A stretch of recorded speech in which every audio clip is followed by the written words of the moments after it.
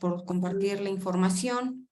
Muchas gracias a todos por seguir conectados y pues bueno, vamos a continuar ya para avanzar hacia nuestra siguiente y última ponencia del día. Les vuelvo a poner aquí el contacto del correo para sus dudas, comentarios, información que requieran, va a estar disponible para ustedes. Y vamos a continuar. Pues ya en nuestro acrónimo, nuestra mnemotecnia HAZMAT, la última etapa, termination, descontaminación, a cargo de el ingeniero Domingo Reyes Hernández, ingeniero químico egresado de la Universidad Veracruzana, actualmente colabora como supervisor de seguridad e instructor de brigadas de respuesta a emergencias químicas en Petroquímica Mexicana de Vinilo, planta clorososa. Es coordinador del Subcomité de Protección Civil del Comité Local de Ayuda Mutua de CLAM, Coatzacoalco. Planea y coordina y realiza simulacros de respuesta a emergencias con cloro y ha cursado, pues miren, entre muchos otros cursos, estos que están aquí: Sistema de Comandos de Incidente, Gestión Integral de las Emergencias Industriales de CLAM y Metodologías de Riesgos de Procesos y Talleres de Simulación. Pues sin más, los dejo, pantalla completa, micrófonos, para continuar y poder terminar nuestra jornada exitosamente. Ingeniero, si quieres compartir. Hola, muy buenas tardes a todos. Gracias por la invitación a participar en este seminario. Quisiera preguntarle si me escuchan. Sí, te escuchamos, se escucha perfectamente. Si nos Muchas gracias. pantalla para... Voy a compartir la presentación que tengo. También les voy a pedir que me avisen cuando ya puedan ver la presentación, por favor.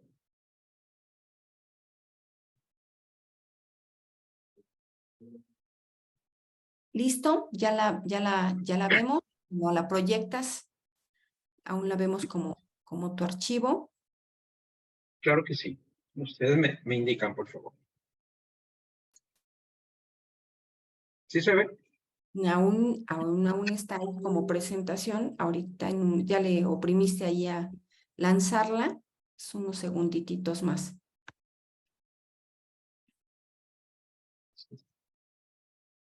La vemos como formato presentación aún. Permítame un segundito. Sí, no te preocupes aquí.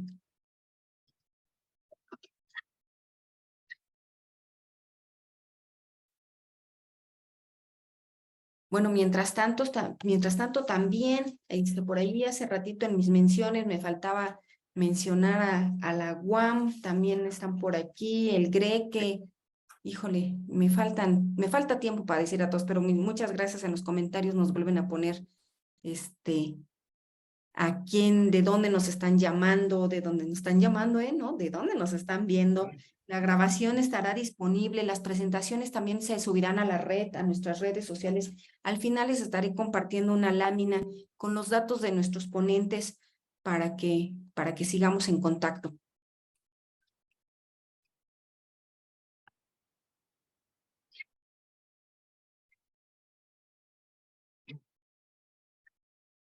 Y no me deja.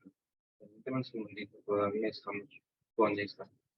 Y a lo mejor es ahí cambiar un poquito la versión en la que lo estás presentando.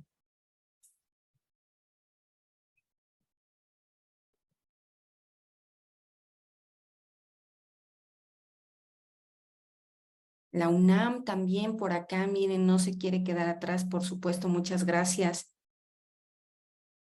Muchas gracias.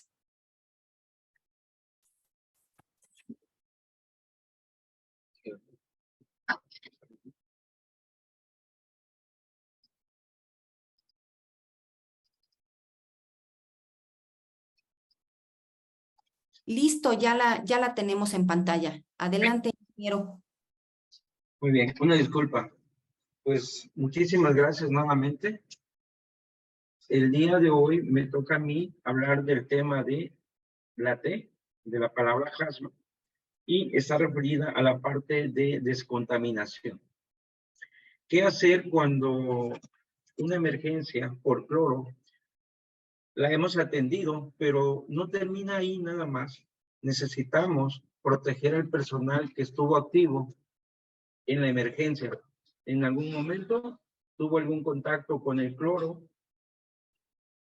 y tenemos que atender a todo el personal que haya participado, sobre todo al personal de hazmat, a los que van a intervenir, ya sea para eliminar la fuga, o igualmente pudieron haber utilizado un kit B, un kit A o un kit C, dependiendo del contenedor en el cual haya sido la emergencia. Sí me escuchan, ¿verdad? Sí, sí, sí se escucha perfecto. Perfecto. Dentro de la introducción, la descontaminación es un tema prioritario. Después de haber concluido la respuesta a emergencia hazmat, quienes responden a ese tipo de emergencias no pueden convertirse en parte del problema. La descontaminación no consiste en solo utilizar agua dentro de una cabina, piscina, sino que corresponde al uso de diferentes técnicas específicas que variarán dependiendo del tipo de producto al que han estado expuestos. En este caso, vamos a hablar del cloro.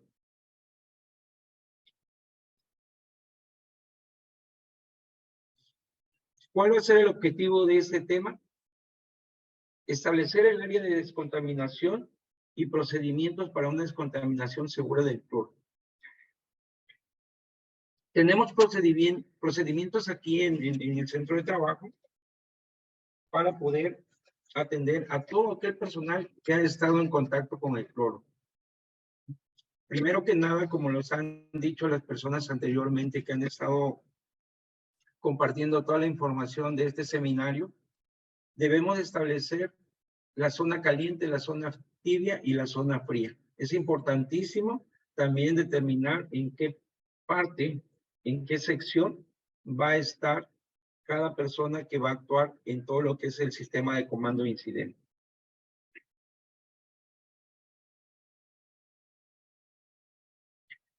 Nosotros somos fabricantes de cloro. Mucha de la información ya las han compartido en los ponentes anteriores, y yo quiero compartirles algo diferente, algo que yo creo que nos va a ayudar mucho a comprender de dónde obtenemos nosotros el cloro. El cloro no es una sustancia que se encuentre de manera natural en el medio ambiente. Normalmente se encuentra combinada con algunas otras sustancias. El proceso que nosotros debemos de tener o conocer para obtener el cloro, en este caso para nosotros, es un procedimiento de electrólisis, donde se hace pasar a una solución de cloruro de sodio concentrado. A través de energía eléctrica, nosotros vamos a descomponer ese cloruro de sodio más agua en cloro, que va a salir como cloro gas, hidróxido de sodio e hidrógeno. El tema principal aquí para nosotros pues, es el cloro, ¿verdad? ¿Cómo se obtiene? A través de ese proceso electroquímico o electrólisis, y lo vamos a obtener como cloro gas. Ese cloro gas lleva cierta humedad. Esa humedad representa para el proceso como tal un riesgo, porque el cloro húmedo se vuelve muy corrosivo y en contacto con cualquier material, en este caso de metal de fierro, lo va a oxidar muy rápido. Por lo tanto, es importante que tengamos que eliminarles esa humedad en el proceso. Para ello tenemos que enfriarlo a través de un sistema de intercambiadores de calor. Se hace pasar agua y el cloro se enfría a aproximadamente 15 grados centígrados. Posteriormente pasa a un proceso de secado donde se combina con ácido sulfúrico, se le extrae la humedad para que de esa manera, como cloro seco, pueda ingresar al área de compresión. Vamos a comprimir ese cloro a una presión de alrededor de 4 kilogramos por centímetro cuadrado. Una vez que alcanzamos esa presión, ese cloro lo vamos a mandar al área de licuación, en donde es un proceso que utilizamos un refrigerante que contiene temperaturas bastante bajas para poder bajar la temperatura del cloro a menos 35 grados centígrados aproximadamente, por lo cual ahí ya va a pasar a estado líquido y vamos a tener una sustancia criogénica como tal. Posteriormente lo vamos a almacenar en recipientes que tienen una pared bastante gruesa para poder resistir cualquier presionamiento que pueda tener. Asimismo también va a tener un aislamiento que nos va a ayudar a que la temperatura del medio no le afecte y no vaporice ese cloro y logre presionar y pueda salir al ambiente. Una vez almacenado como cloro líquido, ese cloro se va a transportar o se va a vender a través de cilindros de 68 kilogramos, como bien lo han mencionado anteriormente, también en contenedores de 907 kilogramos y en carrotanques, en el caso de nosotros, de 80 toneladas. ¿Cuáles son las principales reacciones del cloro? Aparte, ya una vez que tenemos nosotros el cloro líquido almacenado y transportado, si nosotros mezclamos el cloro con agua, vamos a tener una solución de ácido clorhídrico. Ese ácido clorhídrico es una solución corrosiva que si entra en contacto con la piel de cualquier persona, le va a causar una lesión cutánea. Por eso es importante, en el caso de una emergencia por cloro, no utilizar agua. Otra de las reacciones importantes que tiene el cloro es que si lo hacemos reaccionar con el óxido de sodio, nosotros vamos a eliminar ese cloro y lo vamos a convertir en un producto peligroso como tal y lo vamos a convertir a una sal de sodio diluido en agua. Por lo tanto, ese producto se puede tratar sin ningún problema porque ya es un producto de bajo riesgo. Es decir, si una persona, un brigadista Hartmann, en algún momento tuvo contacto con el cloro, al momento de descontaminarlo, nosotros podemos agregarle agua y como el cloro se vaporiza muy rápido en el equipo como tal, no va a haber una gran cantidad de cloro en la persona, ¿sí? Bien, he platicado acerca de cómo obtenemos el cloro, cómo se transporta, pero para que nosotros podamos identificar qué sustancia está provocando una emergencia, en este caso con cloro, primero que nada tenemos que hacer un reconocimiento. El reconocimiento consiste en observar y determinar la existencia de un material peligroso, identificando una serie de elementos presentes en la escena, entre otros. Cuatro consideraciones que debemos de tener para poder hacer un reconocimiento y determinar que el material que está presente en el medio ambiente es cloro. El primero es, tenemos que reconocer el entorno del lugar del incidente, las formas y características del recipiente que lo contiene, el rombo, el sistema globalmente armonizado, el rombo de la UN, que en este caso para el cloro es el 1017. Debemos de revisar también las etiquetas del recipiente y las marcas corporativas. También tenemos como otra opción características detectables por los sentidos, tales como el color de la sustancia o gas, el olor también, que muchas veces lo vamos a percibir inmediatamente, el olfato, el cloro a una concentración de 3 partes por millón ya lo podemos percibir a través del olfato. En concentraciones mayores, pues no se recomienda hacer esto, sino que hay que retirarse del lugar lo más pronto posible. El entorno del lugar del incidente, vamos a revisar el contenedor, vamos a revisar también y verificar el tamaño o el volumen o el área que está ocupando todo este material que ha sido expuesto al medio ambiente. Vamos a verificar si es a través de un cilindro, un contenedor o un carro tanque. El sistema globalmente armonizado también nos ayuda mucho porque muchos de los equipos como el cilindro aquí en la figura que vemos, pues trae una etiqueta en donde viene el sistema globalmente armonizado descrito y también las marcas corporativas. Normalmente a veces viene el nombre de la empresa que es la que embarcó el producto. Las características detectables por los sentidos. El gas cloro tiene un color amarillo verdoso, como ya lo hemos visto en los videos, ¿sí? Y pues se recomienda, que es la menos recomendable, pues utilizar el sentido del olfato para poder decir que hay presencia de cloro, ¿verdad? En concentraciones muy altas, una persona no va a poder estar cerca y poder hacer eso porque la persona va a empezar a tener afectaciones a las vías respiratorias, afectaciones a los ojos, y va a ser necesario que salga del lugar inmediatamente. La exposición al cloro pues, puede provocar lesiones muy graves en las personas y si las concentraciones son muy altas, pues puede provocarle también la muerte. Una vez que hemos hecho el reconocimiento, vamos a hacer la identificación y nos vamos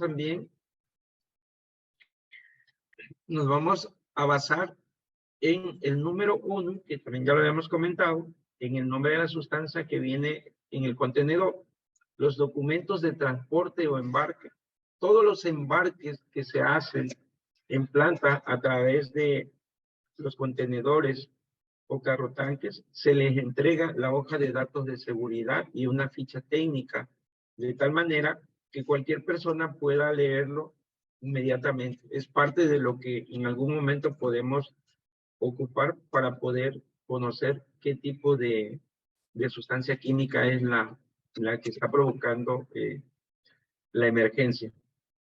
Y también la hoja de datos de seguridad. Normalmente siempre se les entrega a los conductores, que son los que transportan estos productos. Ya hablábamos también del libro naranja o la guía de respuesta a emergencia. Nuevamente comentamos el nombre de la sustancia que viene impreso en el cilindro, como vemos en la foto, los documentos de transporte y las hojas de datos de seguridad. Bien, en ese momento vamos a ver un video que ya lo han presentado anteriormente los ponentes que estuvieron, pero sí es importante que nosotros a través de este video le pongamos atención cómo se comporta el cloro cuando sale al ambiente. Para ello, una vez que termine el video, voy a invitar al ingeniero Isidro López Contreras, es el gerente corporativo de seguridad de transporte de aquí del grupo, y él participó en la investigación. De acuerdo como nosotros somos fabricantes, pues tenemos que tomar medidas para que eso no ocurra en los transportes que nosotros realizamos. Entonces, vemos el video y inmediatamente el ingeniero Isidro nos va a explicar cómo fue toda la investigación, parte de la investigación que se hizo de este evento.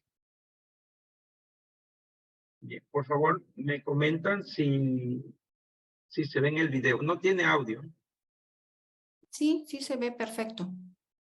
Muy bien, gracias. Muy bien.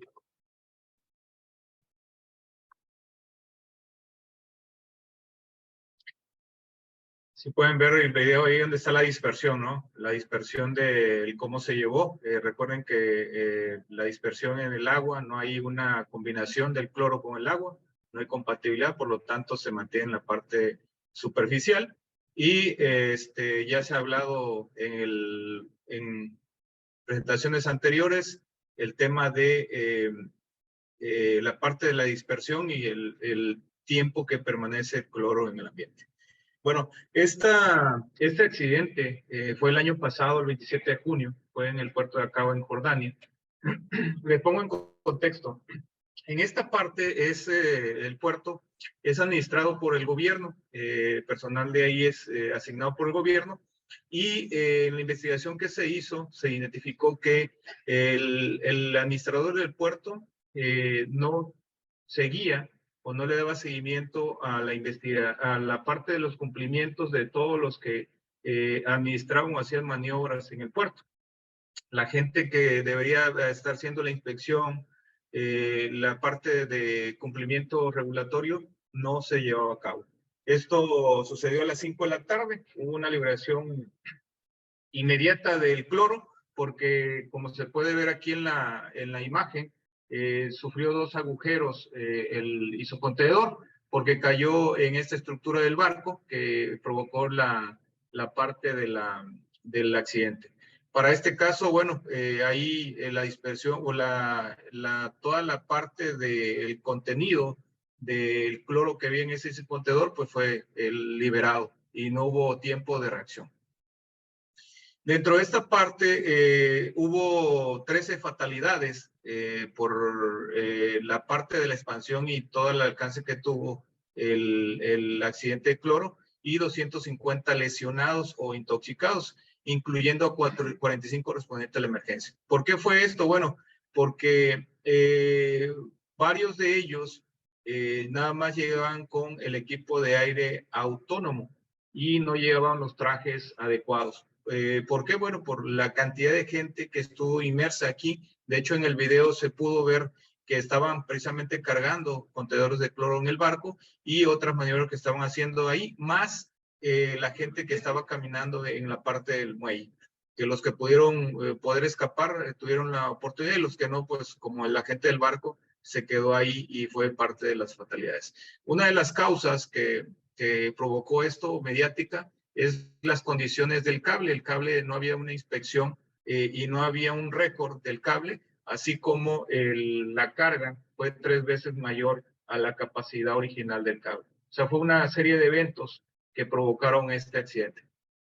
Aunado a esto, el puerto de Acaba está a 4 kilómetros de una zona turística, zona de playa. El gas se dispersó precisamente hacia el área de playas. Lo que hizo la gente de Protección Civil fue evacuar el área de playas, pero no se tenía determinado como un área de riesgo, ya que había mucha gente de turista en esa área, entonces ese fue un área de oportunidad. Igual, de la misma manera, hablando del tema del centro de comando de incidentes, no se estableció porque pues no se tenía la preparación adecuada. Conforme iban llegando los recursos, iban metiendo, o sea, no hubo control, y es por eso que hubo gente intoxicada de los que fueron a la respuesta. Dentro de esta parte de la investigación, lo que hizo el gobierno de Acaba fue aceptar precisamente el mal manejo del puerto, hablando de emergencias o prevención de eventos, y esto pues costó el deceso de 13 personas. Esa es la parte que podemos aprender de aquí. Por eso es importante el poner atención, hacer la evaluación de riesgo y determinar precisamente el comité de ayuda mutua, el plan de respuesta a emergencia y todo lo que debemos de tener aquí presente, dependiendo de los riesgos a los que nos enfrentemos o los materiales peligrosos que manejemos.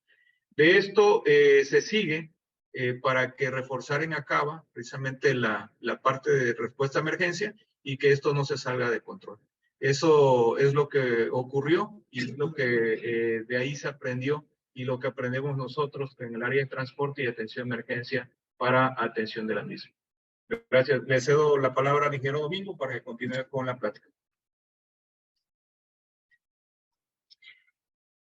Muchas gracias, ingeniero. Gracias al ingeniero Isidro por compartir el expertise que tiene en todo ese manejo de cloro. Y pues creo que era la persona indicada porque conoce perfectamente y estuvo en la investigación de ese evento. Continuando, quiero hacerles una pregunta. De acuerdo a lo que vimos en el video y viendo el comportamiento del cloro una vez que sale al medio ambiente, ¿cuál es el estado de la materia en que se encuentra el cloro en el ambiente? Si por favor me pueden ayudar ahí contestando y pues les damos uno.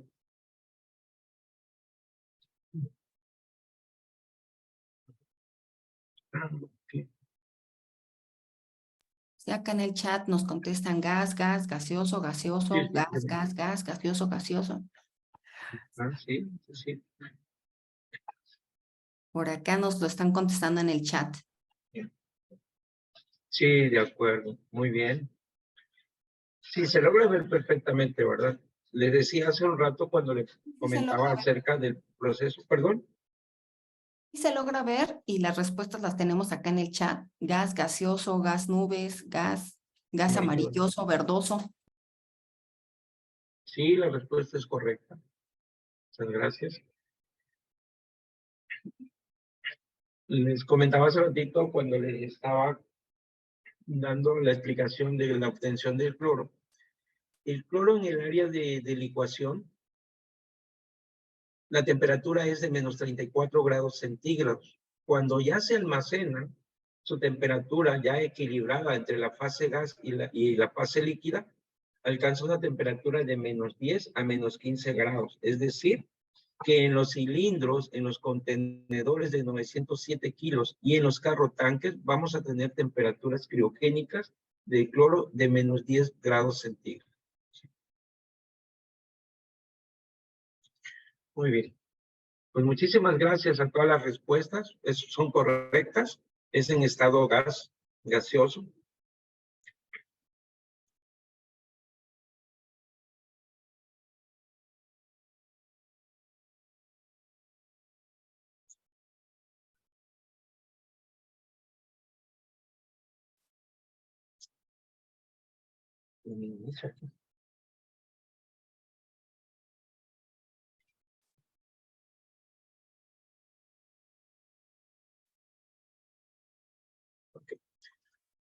Pues muchas gracias a todos los que han contestado. Las respuestas son correctas y vamos a continuar con el tema. Y quiero hablarle un poquito también acerca de qué es el cloro. El cloro es un elemento químico de número atómico 17, situado en el grupo de los halógenos, que es el grupo 7A de la tabla periódica de los elementos. En condiciones normales, estamos hablando del medio ambiente, y en estado puro es un gas amarillo verdoso. Se transporta en estado líquido en contenedores y carrotanques. En caso de alguna fuga, pasa a estado gas rápidamente debido a la temperatura del ambiente. Podemos ver en la primera imagen, en la parte superior, cómo se representa que en el contenedor el cloro líquido está al fondo y el cloro gas se mantiene en la parte superior.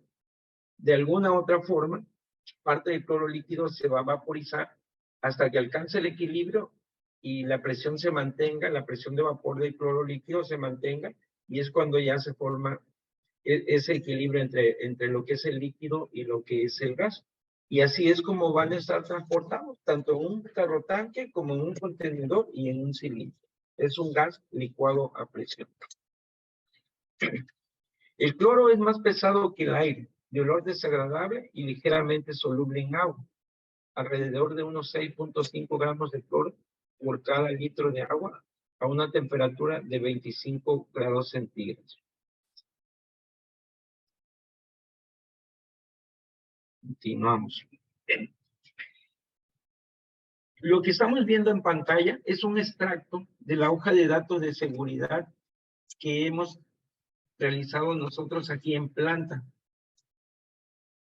Estos datos, de alguna manera, es un extracto de toda la hoja de datos de seguridad. La palabra de advertencia es peligro. Dentro de los peligros físicos podemos ver dos, que puede provocar o agravar un incendio, es decir, facilita que se produzca un fuego, es un comburente, al igual que el oxígeno.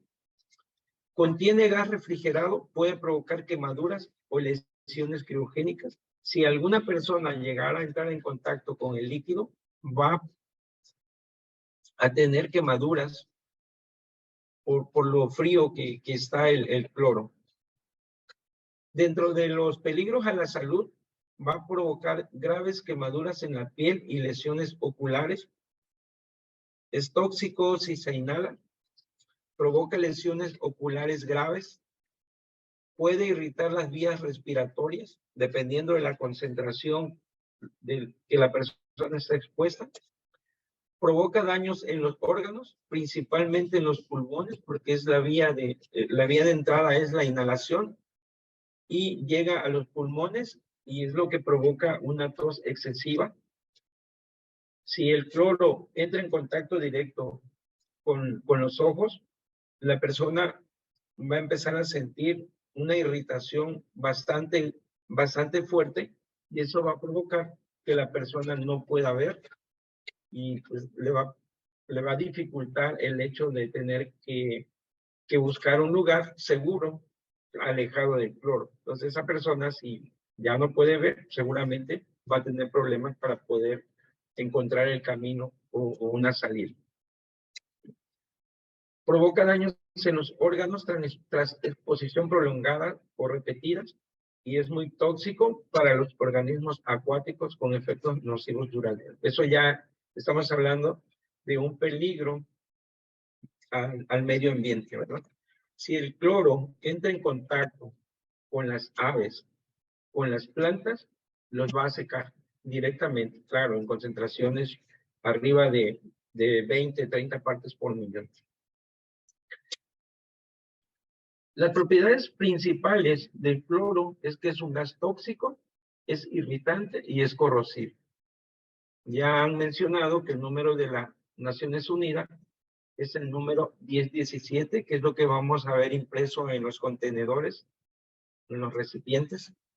El número de CAS, nuevamente, 7782-55. Su fórmula es Cl2. Puede estar en estado gas o en estado líquido. Su temperatura de ebullición, menos 34 grados. Tiene un color amarillo verdoso. La densidad del cloro líquido, estamos hablando del cloro líquido, aquí es 1.468 gramos por centímetro cuadrado a 0 grados y a una atmósfera de presión. El cloro líquido tiene una expansión a convertirse en gas de 464 litros. Es decir, si yo tengo un volumen de 1 litro de cloro líquido, cuando sale al medio ambiente se va a expandir 464 veces.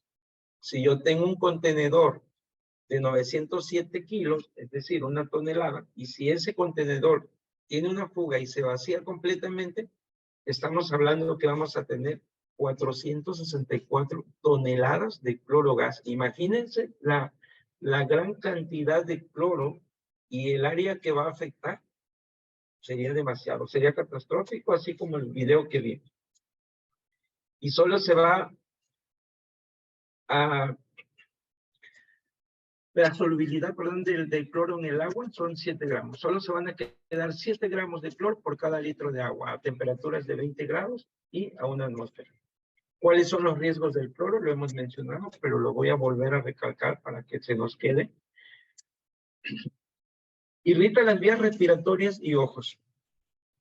Intoxicación a concentraciones mayores de 10 partes por millón, que es el valor límite de exposición. Reacciona con el agua y forma ácido clorhídrico. Primeros auxilios, suministrar aire fresco, suministrar oxígeno. Es la atención que se le va a dar en el servicio médico. No hay otra forma. Solo ir reemplazando ese cloro que ha sido inhalado por la persona.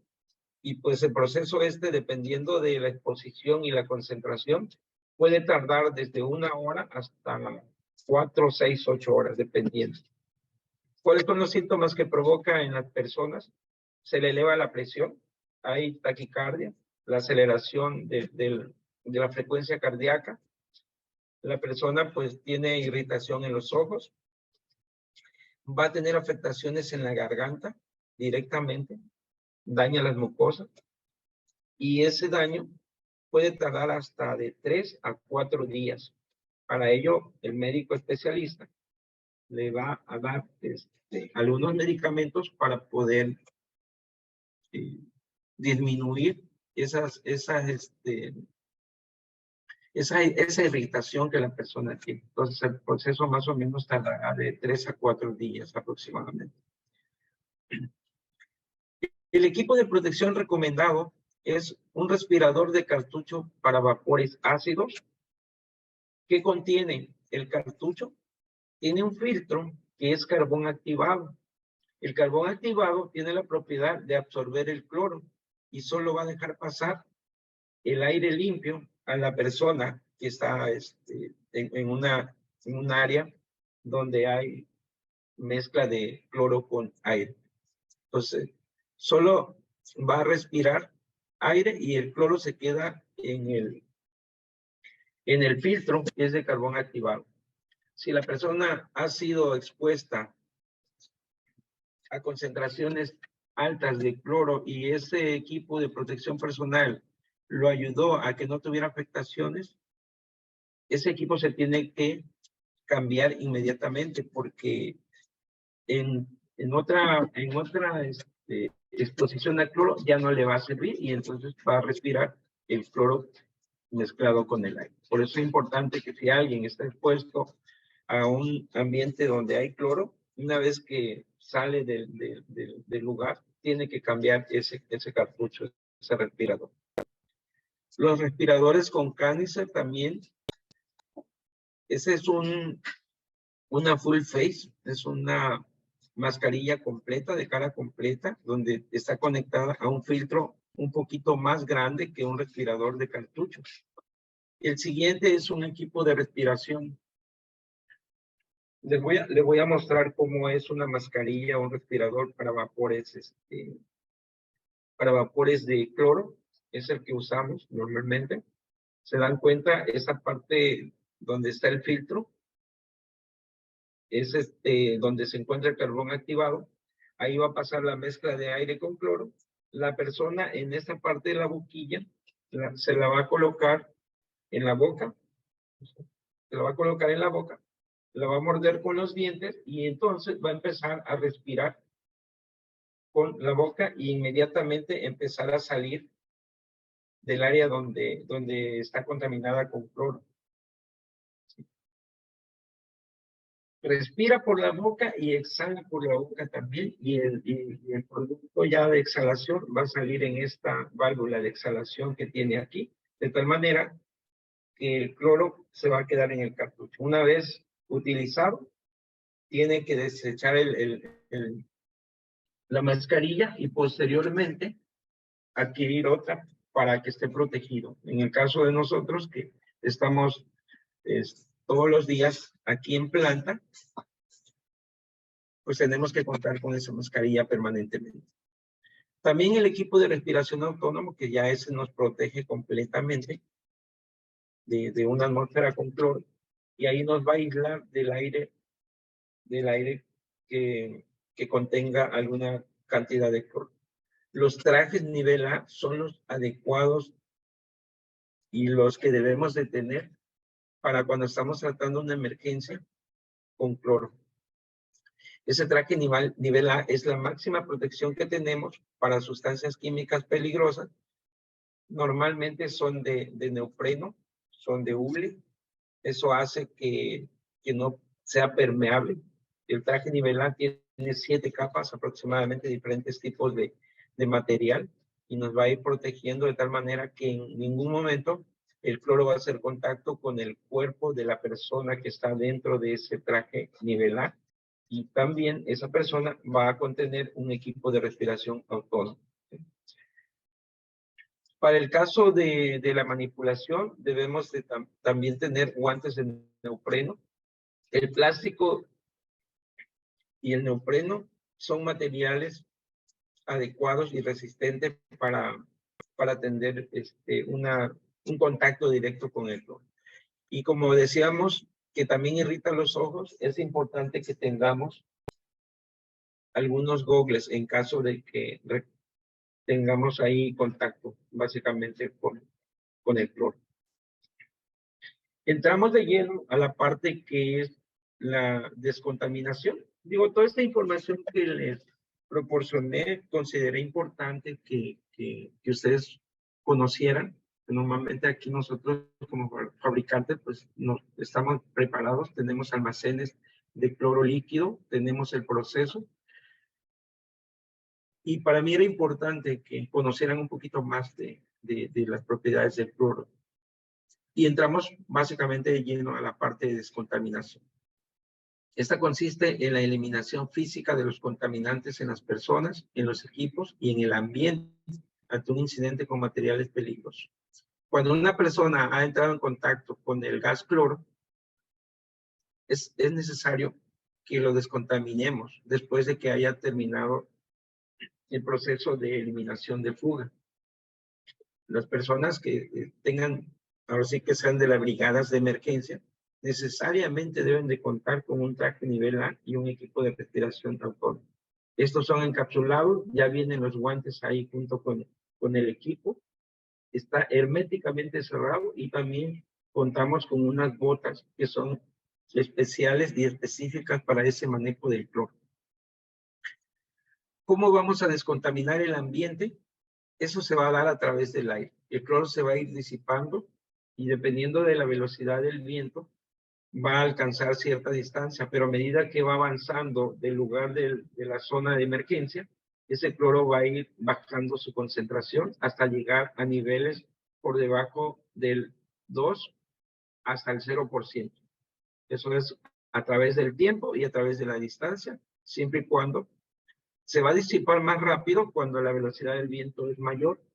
Lo que va a pasar aquí es que si la velocidad del viento es mayor o grande, estamos hablando, no sé, 30, 40 kilómetros por hora, se va a disipar más rápido, pero va a alcanzar una distancia mayor y puede afectar a más personas. Entonces sí es importante saber hacia dónde va la dirección del viento, qué áreas va a afectar, qué lugares va a afectar, si hay algunas poblaciones. Y también la concentración, ¿verdad? Eso es importantísimo. Normalmente en la guía de respuesta a emergencia nos habla que una distancia, dependiendo de las concentraciones y la velocidad del viento, adecuada, así que no sea tan grande como la que vimos ahí en el video, pues nos recomienda que nosotros estemos alrededor de 1400 metros. A esa distancia, pues ya se puede entender que el cloro se ha disipado o no ha llegado hasta ese lugar. Bien, aquí les quiero hacer otra pregunta. ¿En qué zona del sistema de comando de incidentes se debe instalar el área de descontaminación? Si me apoyan respondiendo, parte de esta información la han comentado anteriormente, pero ya esa pregunta la tenía y pues aquí se las hago saber. Nos damos un minuto, 2 minutos. Te comento lo que dicen en el chat: zona verde, zona tibia, zona fuera de riesgo, zona tibia, tibia, en la zona caliente, entre la zona caliente y la zona tibia. La mayoría expresa zona tibia, zona verde, fuera del área de la zona roja, a la salida entre la zona caliente y la zona tibia, zona verde. Son de las respuestas que nos emiten los asistentes. Ingeniero. Sí, muy bien. Bien contestado, la respuesta es correcta. Es en la zona tibia donde se va a colocar la zona de descontaminación. Muchísimas gracias. Vamos a continuar con el tema.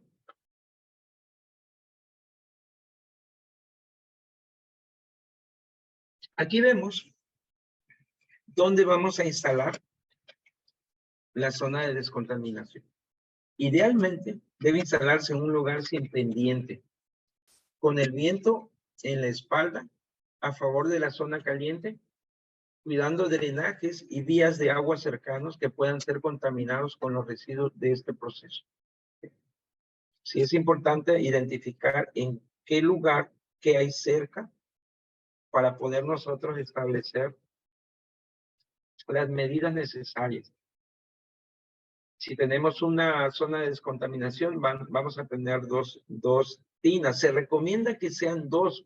¿Por qué 2? Porque en la primera tina es donde se va a utilizar la mayor cantidad de agua para poder eliminar alguna parte del cloro que haya quedado. Pero en el caso específico del cloro, como es un gas que se vaporiza a la temperatura del medio ambiente, los residuos que van a quedar impregnados en el traje van a ser en pequeñas cantidades.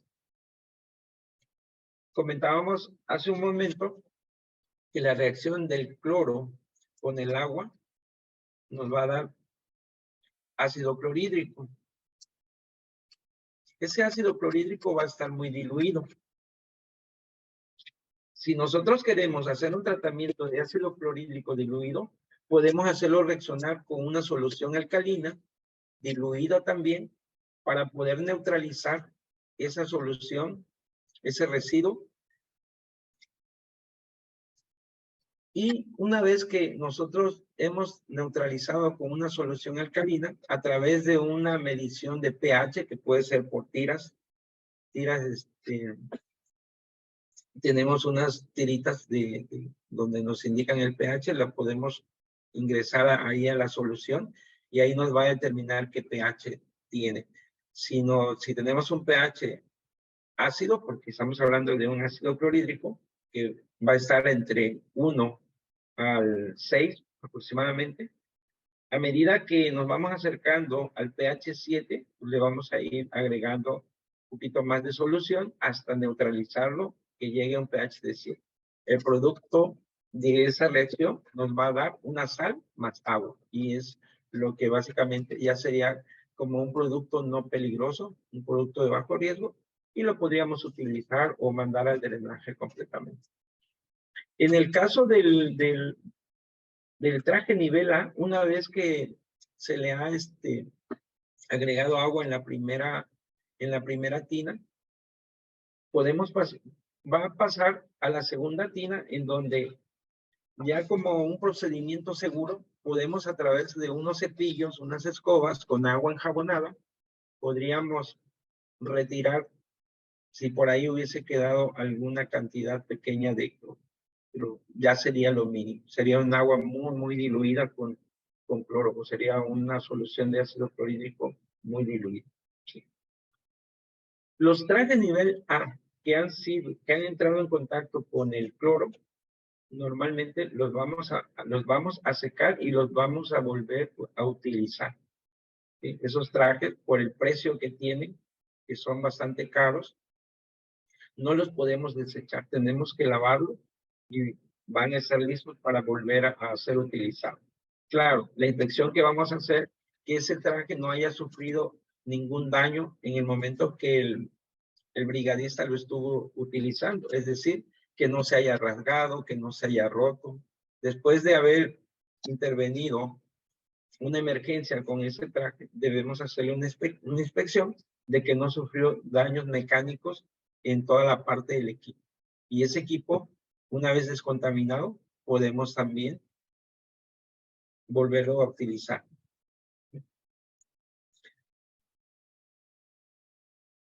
Bien, en esta gráfica está muy, muy entendible cómo está establecido la zona de descontaminación. Si se dan cuenta, estamos hablando de la zona roja, que es la zona caliente, la zona tibia, la zona amarilla, y la zona fría, la zona verde.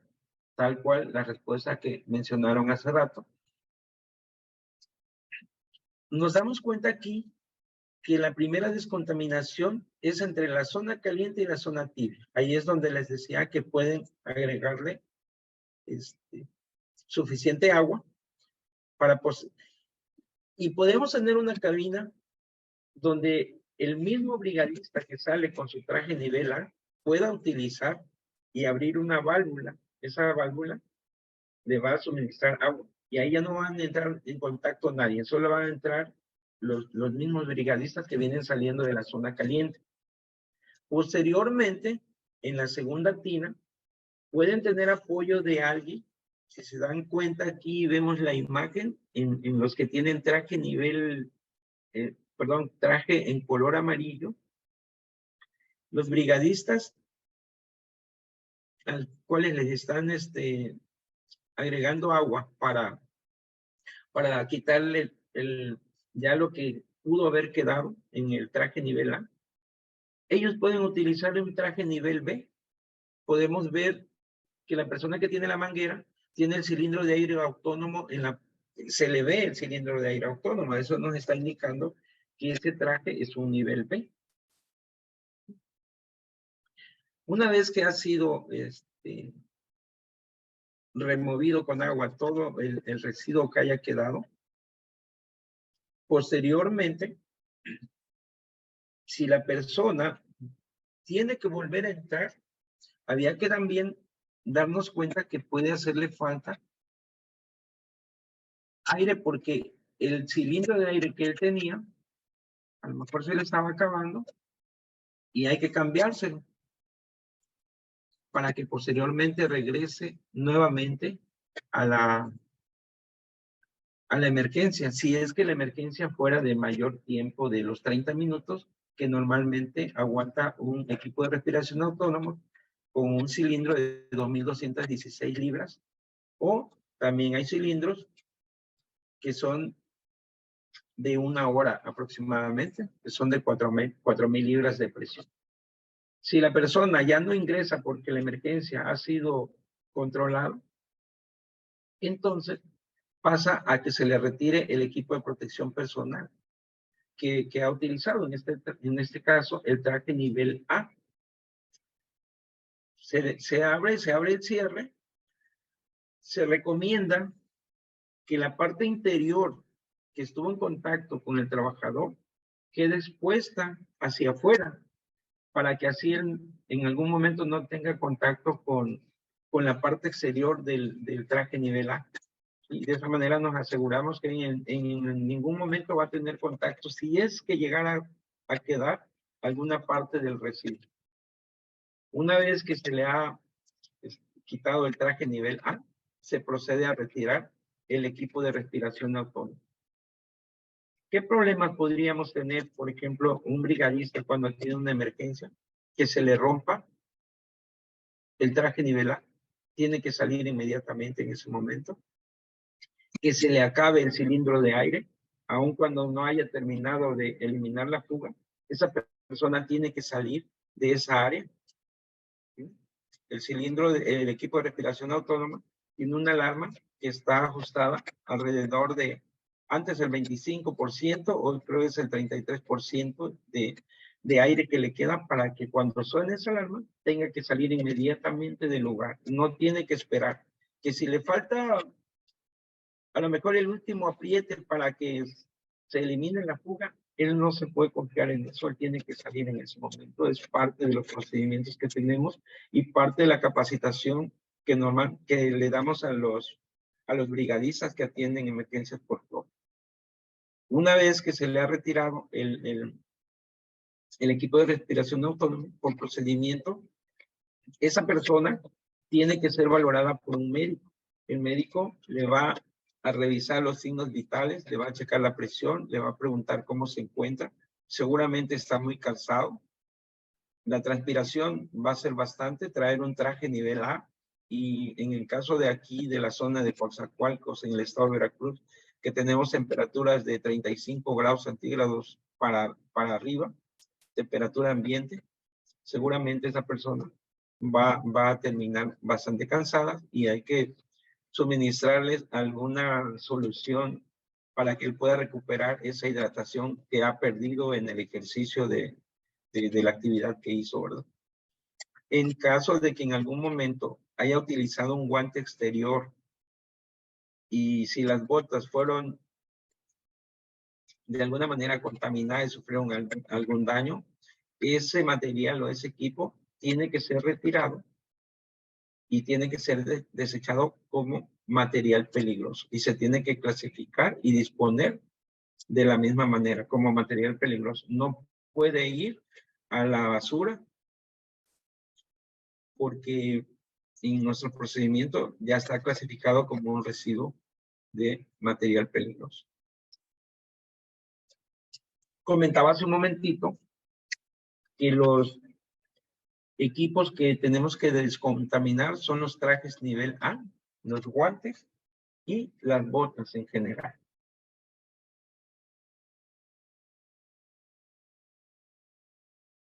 El Instituto del Cloro, en el panfleto 63, nos marca cuáles son los primeros auxilios que debemos de dar al personal cuál va a ser el manejo médico, la evaluación médica y las prácticas para el monitoreo de higiene ocupacional para el cloro.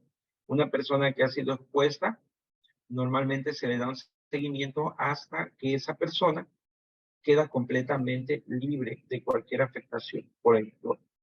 En el panfleto 64 nos habla de los planes de repuesto de emergencia para las instalaciones de cloro álcali, hipoclorito de sodio y cloruro de hidrógeno. Recordarles que el cloro no es lo mismo que el hipoclorito de sodio. El hipoclorito de sodio contiene cloro, pero contiene a una concentración del 4%. El cloro líquido que se transporta está a una concentración de 99.95% en peso. Si se dan cuenta la gran diferencia, el cloro líquido es muy peligroso en caso de que haya una emergencia.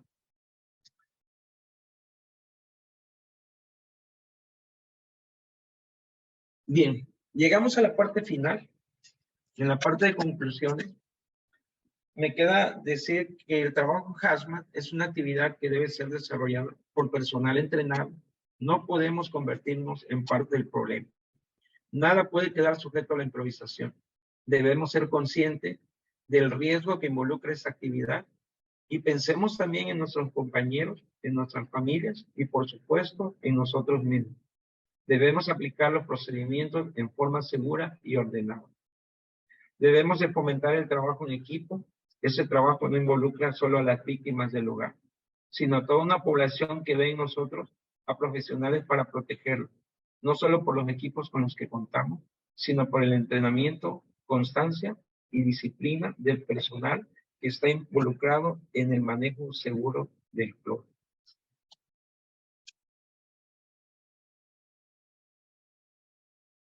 Pues no me queda más que darle las gracias por la invitación. Espero que la información que les haya compartido sea de utilidad. Estamos a la orden para cualquier duda, para cualquier pregunta, para lo que en algún momento, si necesitan algún apoyo en cuanto al manejo del cloro, pues estamos aquí pendientes. Muchísimas gracias y que tengan excelente tarde. Muchísimas